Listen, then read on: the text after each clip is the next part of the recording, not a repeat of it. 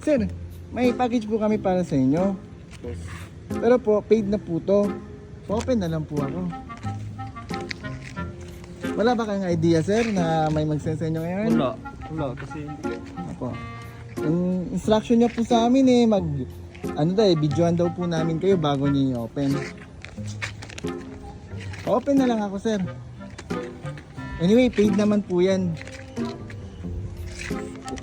Nakabox po yan, maliit, sir eh.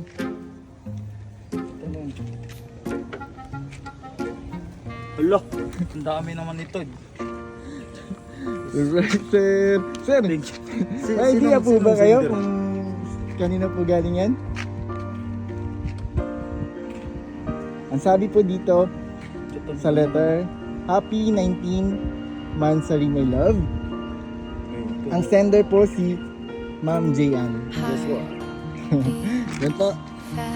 So sir, ito po yung message ni sender ni Ma'am Jayan. To my other half, happy 19th Mansari to us. Love. Thank you for everything. Stay safe always sa work mo. And I love you so much. See you very soon. Konting push na lang talaga. From Jayan.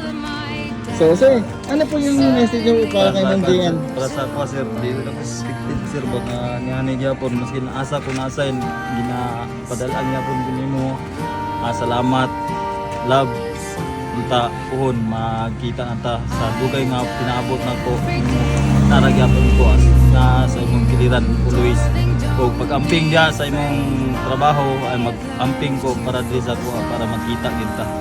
Salamat.